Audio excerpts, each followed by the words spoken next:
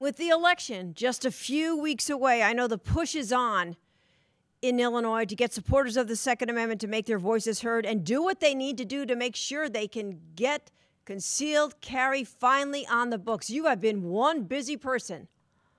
Yes, we have been really busy, and we fight this fight on three fronts, Jenny. We fight it on the judicial front with the lawsuits in the courts. We fight it on the legislative front, trying to get, a carry bill passed in the state capitol, and then we fight it on the election front, encouraging people to look at the candidates, check and see where they stand on the issue of right to carry, because there are some candidates who say they support the Second Amendment, they believe in the Second Amendment, but the real true test is, do they believe in your right to carry in order to protect yourself and your family? And if they won't go that far, then we need to look for candidates who do. Yeah, and I said you've been busy because you've been going around holding town hall meetings on this concealed carry referendum. Yes, we've got several counties in Illinois who have a right to carry referendum on their ballot, and we're mainly they are on the northwest side of the state, and we're having these town hall meetings in these different locations to educate the voters on what right to carry is, what is on their ballot, and encouraging them to support this issue.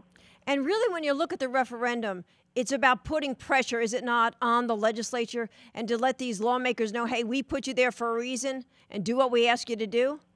Exactly.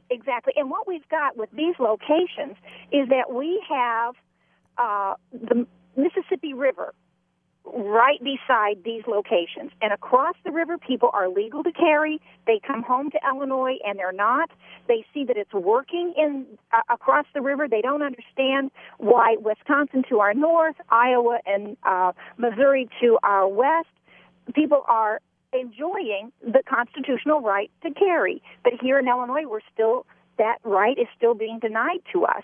One of the things that we do have going for us right now is we do have some state's attorneys across the state who are saying this is ridiculous. The rest of the country, this right is being recognized. The ban on carrying is unconstitutional in the state of Illinois, and we're no longer going to prosecute these charges. Yeah, and it's worked in these states, as you said, right across the border, Iowa, Missouri. Yes. And you know what? You got criminals who say, you know what, I'm going over to Illinois because these folks, they don't have that right.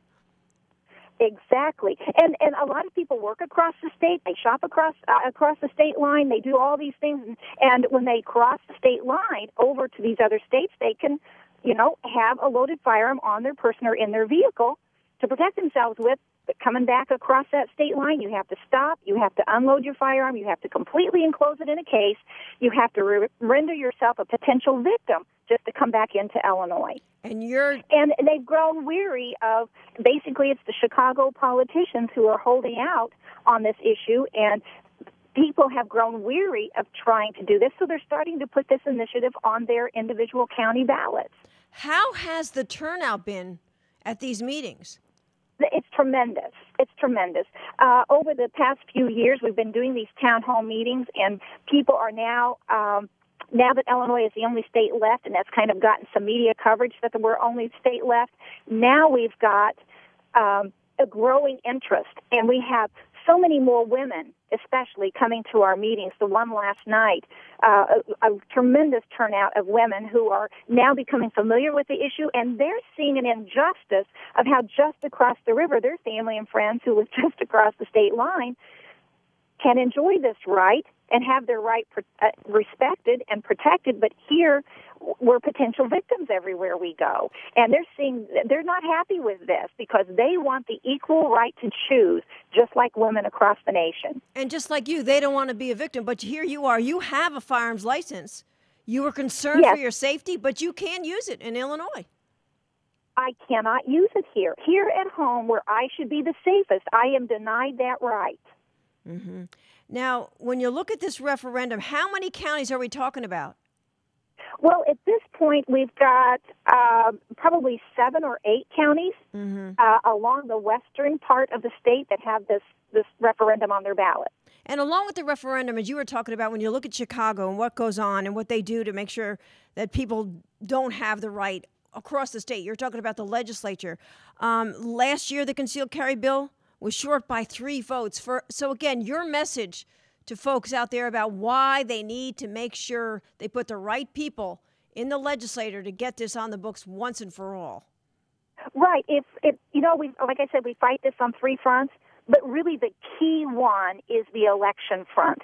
Because if we elected the right people who understood the Constitution and who would stand up and protect our right, we wouldn't have these court battles.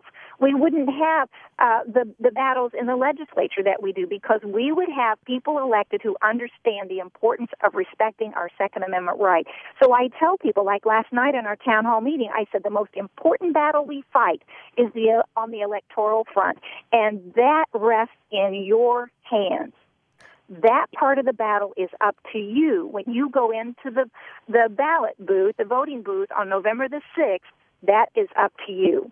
And as the NRA, as Wayne and Chris so often, point out, we've got an election there like we've never seen before. There is so much at stake, whether it's the White House and getting rid of Obama, or whether it's your state legislature and securing your rights.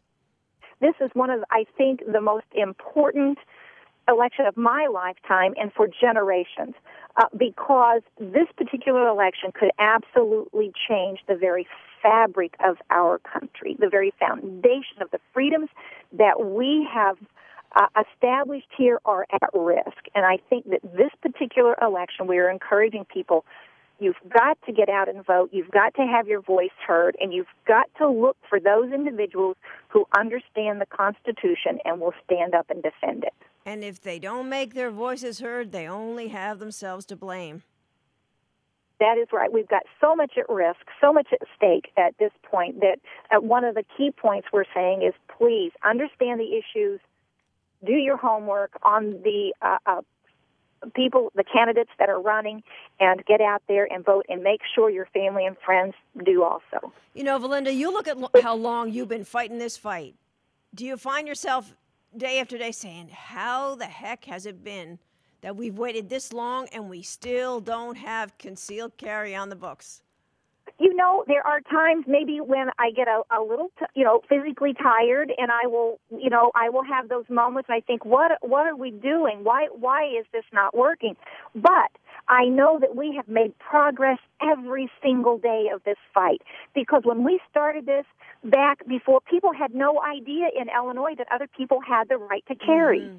So, when we see our town hall meetings, the attendance is just growing and growing. We've got, now we have the Illinois Sheriff's Association on our side. We have the Illinois Chiefs of Police on our side. We have the Chicago Police Sergeants Association and the Chicago Police Lieutenants Association on our side supporting the right to carry. So I look at all the progress that we made, and now we have county, states attorneys who are saying, hey, look, we're not going to prosecute otherwise law-abiding individuals who are just carrying to protect themselves. That is tremendously huge progress, and we are just one or two votes away from seeing this done. Yep, just one or two. So we are on the verge of joining the rest of the country. Yep, and it's this November. You got to get the job done, right? We've got to get the job done. This could be the key turning point.